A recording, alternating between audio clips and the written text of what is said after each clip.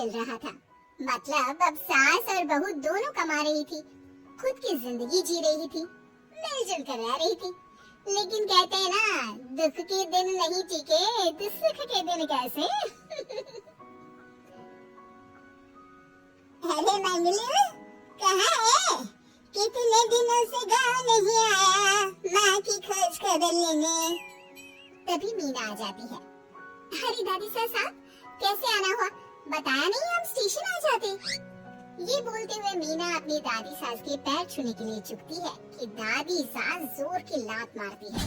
नहीं आई, कैसे आना हुआ? मेरे पति का मकान है ये। और तेरे बाप ने क्या दिया जो तू पूछ रही है? और ये क्या पहना है? न साड़ी न सर पर पल्लू, बात बात पर जबान खुलती है। दादी सास बोलना रोक ही नहीं रही थी। मीना को गुस्सा आने ही वाला होता है कि उसकी सास आ जाती है। क्या बात है मीना, कौन चिल्ला रहा है? मैं हूँ मंगलू की दुल्हन। बहुत चपर चपर कर रही है ये मीना बहू, इसकी जुबान पर लगाम लगवा ले। मम्मी जी, मेरी बहू है, घोड़ा थोड़ी ना है जो लगाम लगवा दूं। तभी वहाँ मंगलू यानी कि मीना का ससुर आ जाता है और मीना की सास को एक जोर का तमाचा लगा देता है। वाह, जुम्मा 2 दिन हुआ नहीं कमाना शुरू किया, मेरी माँ के सामने होशियार बन रही है। मैंने बुलाया है माँ को, ये रहेंगी तो कम से कम इस घर की औरतें औकात पर रहेगी। अरे जब से कमा रही है सर पर चढ़कर नाच रही है। चिंता न कर मंगलू, मैं आ गई हूँ ना, दोनों को लाइन में लगा के रखूंगी। दोनों बहू ने मेरे मंगलू की जिंदगी खराब कर रखी है। तभी वहाँ पोता यानी कि मीना का पति आ जाता है। पोता जो कि दादी का दीवाना था। दादी मुझे क्यों नहीं बताया कि आप आने वाले हैं? मैं गांव आ जाता कार लेकर आपको लेने।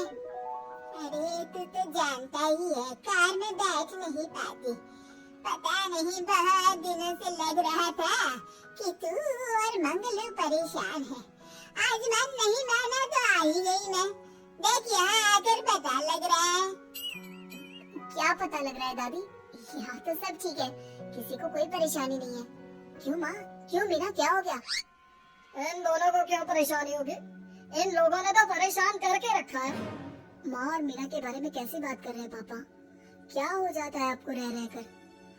तू तो खाना बना बना कर बेशर्म हो गया है, लेकिन मैं नहीं। मेरी माँ आ गई है अब इस घर में। अब यहाँ सब वैसे ही रहेंगे जैसा मैं चाहता हूँ। देख मंगलू, तेरी बहू काम करती है तो मुझे कोई लेना देना नहीं है, लेकिन मेरी बहू कोई दर्जी का काम नहीं करेगी, सब बोल रही है। लेकिन दादी साहब, वो तो बहुत अच्छा बुटीक चला रही है। बहुत अच्छा चला रही है, लेकिन हम लोगों ने अपने घर की बहू से ना काम नहीं करवाना। अरे इसके बाप ने शादी के वक्त ही बोल दिया था। और इसके बाप जिन्होंने दहेज में एक साइकिल दी थी ना, कैसे हाथ जोड़कर कह रहा था, मेरी बेटी आपके घर आ गई, इससे सौभाग्य कुछ नहीं। अब देखो इसकी बेटी बहू आ जाने के बाद सर पर चढ़ रही है मेरे मंगलू के। मीना जो कि सास की बुराई सुनकर परेशान हो जाती है। दादी सा छोटा मुंह बड़ी बात, लेकिन क्या पिताजी ने आपको बताया नहीं? सासू माँ ने अपने पैसे से ससुर जी के जन्मदिन में कार दी थी। ससुर जी इतने साल से स्कूटर से जाते थे, अब कार से जाते हैं। क्यों ससुर जी बताया नहीं आपने? क्यों रे मंगलू, कार ले ली तूने? मुझे तो तू पैसे भी नहीं भेज रहा। 2 महीने से कैसे कैसे दिन काट रही थी और तू यहाँ कार से घूम रहा है। आप ही सासू माँ को अपने बैंक अकाउंट की डिटेल दे दीजिए दादी साहब, वो डाल दिया करेंगी पैसे आपके अकाउंट में। क्यों सासू माँ? मंगलू यानी कि मीना का ससुर, जिसने अपनी माँ को गांव से सिर्फ अपनी बीवी को लगाम लगाने के लिए बुलाया था, ये सब देखकर जोर से चिल्लाता है। मीना बहू, चलो दादी सास आई है, ये नहीं कि खाने पीने का इंतजाम करे। अरे माँ, तू भी किन लोगों की बात में आ रही है? चल मेरे साथ मेरे कमरे में चल। ससुर अपनी माँ को लेकर कमरे में चला जाता है और दोनों बैठकर वैसे ही पंचायत शुरू कर देते हैं, जैसे कोई बहू अपनी माँ से सास की बुराई कर रही हो। देख मंगलू, गलती तो तेरी ही है, जो तूने घर की जनानियों को काम के लिए बाहर निकाला। दूसरी तेरे पापा को देखा था, कभी मुझसे फालतू बोलते। अरे मरते दम तक तेरा बाप मेरी मुट्ठी में रहा है, यही सिखाया था मैंने तुझे। क्या बोलूं माँ, जब से ये मीना बहू घर आई है ना, इसने घर का सारा इतिहास भूगोल बदल कर रख दिया है। इस तितली से तो मैं बाद में निपटूंगी, पहले तेरी वाली को तो ठीक कर दूं। अरे बहू क्या आ गई, खुद को टाटा अंबानी समझने लगी है। माँ देख, जो भी हो, इस बात को याद रखना कि हमारे घर की परंपरा क्या है। औरतों का औकात में रहना जरूरी है। अरे बहू के साथ मिलकर माँ ये बात उड़ती रहती है। बेटा देख, गलती तो तेरी भी है, क्यों तूने इसे काम करने की छूट दी। मारना भी कम कर दिया है तूने इसे, वरना पहले आती थी तो बहू का कोई ना कोई हिस्सा सूजा हुआ या काला ही दिखता था। देखकर तसल्ली मिलती थी कि तूने कंट्रोल कर रखा है। इस बार तो काला और सूजा छोड़, अच्छी खासी चमकती दिख रही है ये। अब क्या बताऊं माँ, गलती तो हो गई है। हाँ, वो कार देखकर पिघल गए होगा ना तू। अरे बेटा, औरतों को मुट्ठी में रखा कर, शान की साइकिल ज्यादा अच्छी कुत्ता बनकर कार चलाने से, समझा। मीरा का ससुर अपनी माँ की बात को सुन रहा था। बस माँ, जो गलती हो गई मिट्टी डाल उस पर। अब बस तू ना घर पहले जैसा करके जाना। ये सब ना बहू का किया धरा है, समझी। मतलब बहू को ठीक करना है तो बहू को लगाम लगाना होगा, ठीक है। दोनों माँ बेटा बातें करके सो जाते हैं। सोने के बाद अगली सुबह मंगलू की बीवी यानी कि मीना की सास, माँ जी उठिए, ये लीजिए गर्म पानी और ये दातुन। चलिए तो याद रहा तुझे, वरना मैंने तो सोचा था कि बहू के चक्कर में पागल ही हो गई होगी बिल्कुल। अरे बहू के चक्कर में पागल होने का क्या मतलब होता है माँ जी। उसने मुझे मेरे पैरों पर खड़ा होना सिखाया है। मैं तो कहती हूँ उसके जैसी मेरी बेटी होती ना, तो शायद मैं बहुत पहले जीवन का मतलब समझ चुकी होती। तो दादी सास को समझ में आ जाता है कि सारा मामला मीना पर जाकर ही ठीक होगा। वो सोच लेती है कि अपनी बहू को छोड़कर पहले मीना को सही करना है। फिर अगले रोज, अरे मेरे पोते के पास तो मेरे पास बैठने का वक्त भी नहीं है? अरे कैसी बात करती है दादी, तेरे लिए तो मैं नौकरी भी छोड़ दूं।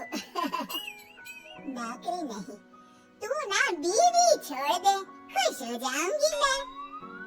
नीरज हैरान हो जाता है कि उसने तो मजाक किया था, दादी ये क्या बोल रही है। कैसी बात कर रही हो दादी, मीना ने तो सारा घर संभाला हुआ है।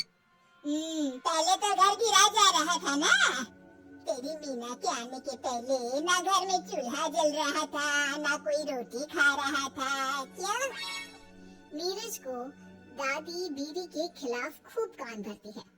तू सही कह रही है दादी, औरत पैर की जूती और हाथ की मुट्ठी में ही ठीक लगती है।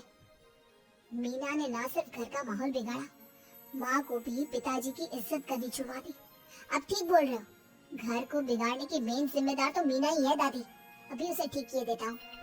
तभी वहाँ पिता भी आ जाता है। देख बेटा, तो रोटी कम खाना मंजूर, लेकिन इन औरतों के आगे झुकना मंजूर नहीं। तेरी दादी ने घर की परंपरा बना कर रखी, मजाल कि मेरा बाप मेरी माँ के सामने कुछ कह लेता। पर पापा एक बात पूछनी थी। कहने बेटा, तू ना कंफ्यूज है जीवन में, तू ना कंट्रोल कर पाएगा अपनी जनानी को। मंगलू, मेरी तो टिकट करा दे गाँव की। तुम लोगों के घर तो मर्दों की कोई इज्जत ही ना है, और ये मेरे घर की परंपरा ना है, मैं चली। अरे नाना दादी, मैं तो बस देख अब मैं कैसे कंट्रोल करता हूँ इसे कल। फिर अगले रोज मीना ऑफिस के लिए तैयार हो रही थी कि देख मीना, आज मेरे दफ्तर से कुछ लोग खाने के लिए आ रहे हैं, तो शाम के खाने में, लेकिन आज तो मेरी मीटिंग है, फिर घर आने में मुझे देर हो जाएगी। तो मैं क्या करूँ? बोला ना शाम को खाना बनाना है तो बनाना है, समझी। मीना को पति की बात अजीब लगती है, पर वो दादी सास के सामने कोई भी ड्रामा क्रिएट करना नहीं चाहती थी। ठीक है, मैं शाम को जल्दी आ जाऊंगी। अच्छा क्या खाना है प्लीज जल्दी से बता दीजिए। तो बेटा तू तो, बहू सास को चुप रहने का इशारा करती है। लेकिन पोते को तो लड़ना था। वो मीना पर जोर से चिल्लाता है, मीना देख ज्यादा हीरोइन मत बन, आज ऑफिस जा रही है तो जा, लेकिन सुन तुरंत रिजाइन देकर घर आ जाना। ना मुझे तेरी कमाई चाहिए ना ही तेरी नसीहत। आज से घर में वही होगा जो मैं चाहूंगा, समझी? अरे कैसी लैंग्वेज बोल रहे हो, ये तुम्हारी बोली नहीं है, कौन सिखा रहा है तुम्हें? तभी दादी सास आ जाती है। क्या बोलना चाह रही है बहू?